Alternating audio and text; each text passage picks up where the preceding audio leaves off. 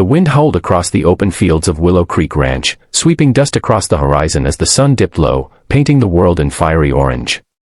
Inside the main house, the warmth of the fireplace flickered against the wooden walls, dancing like the memories that refused to die. Evelyn stood there, trembling slightly, her hands clutching the fabric of her worn beige dress, her eyes red from the tears she'd fought so hard to hide. Across from her, standing still as stone, was Cole Harding, the rancher who'd built this house with his bare hands, and the man whose heart had long been locked behind unspoken pain. "Please, Cole," she whispered, her voice breaking. "I took it off, because I couldn't bear to keep pretending anymore." The rancher's jaw tightened. His weathered hands, calloused from years of work, clenched by his sides. He didn't understand, not yet. His gaze flicked from her trembling fingers to the small silver locket now lying open on the table between them. Inside it was a faded photograph, of a woman and a little boy. The woman was Evelyn's sister. The boy was Cole's son. Cole's throat closed. The fire crackled louder, as though the room itself demanded an answer. "I didn't mean to find it," Evelyn said softly, her voice carrying the weight of something she'd kept buried too long. "It fell from your drawer when I was cleaning.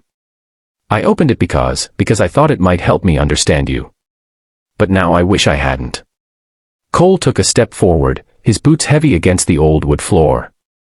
His shadow stretched toward her, long and dark. "You shouldn't have touched that," he muttered, his voice low, pained.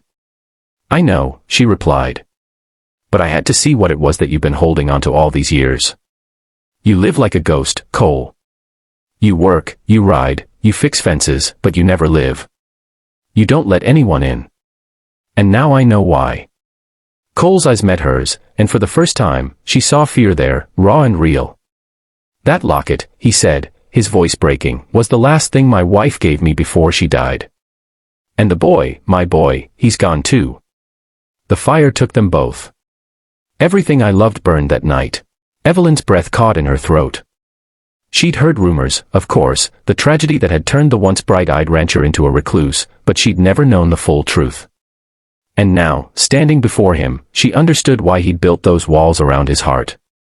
"I didn't mean to stir your pain," she said, tears sliding down her cheeks. "But Cole, I can't stand here pretending I don't care. I see you, even when you try to hide. And she hesitated, her voice trembling. "I think I've fallen in love with you." Cole froze. The world seemed to stop.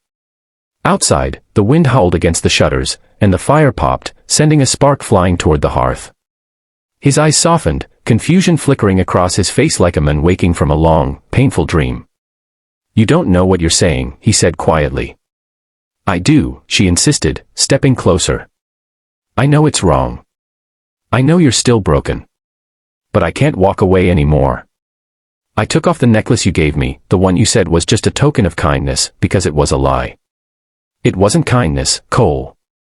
It was a piece of your heart that you didn't want to admit you'd given me." Her words struck him harder than any blow.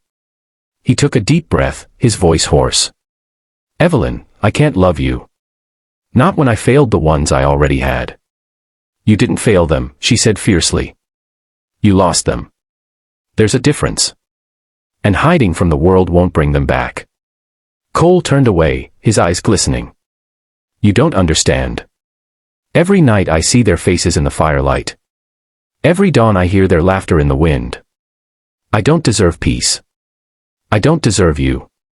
Evelyn stepped forward, her hand trembling as she touched his arm. "Then let me help you deserve it." The silence that followed was heavy, but not empty. The fire warmed their faces, and the air seemed to shift, softening the ache between them.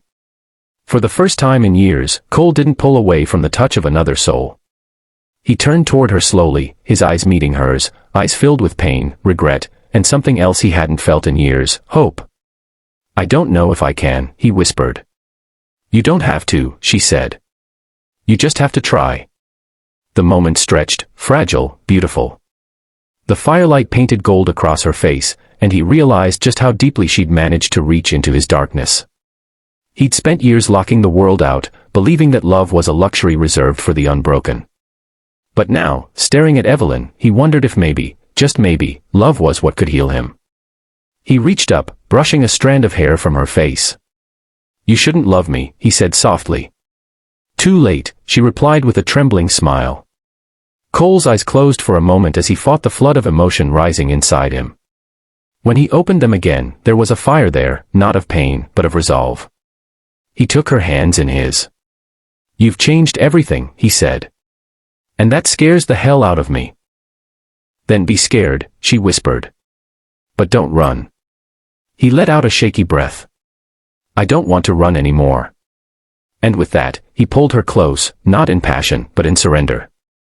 Their hearts, both scarred and weary, found something they hadn't in years, peace. The fire crackled behind them as the storm outside began to fade, as if even nature had exhaled in relief. Evelyn rested her head against his chest, listening to the steady rhythm of his heart. You don't have to forget them, Cole, she murmured. You just have to let yourself live again. He closed his eyes, holding her tighter. Maybe you're right. Maybe it's time. The rancher, once frozen in grief, finally let his tears fall, and with them, years of silence broke. Outside, the first light of dawn began to rise over the plains. A new day. A new chance. And for the first time in a long time, Cole Harding stepped into it, not as a man haunted by loss, but as one learning how to love again. As the scene faded, Evelyn's voice echoed softly. Sometimes, healing begins the moment you stop fighting love. If this story touched your heart, don't forget to like, subscribe, and share. Every story here is a new chance to believe in love, in second chances, and in hope. Sparkling Heart, subscribe now, your next favorite story is waiting.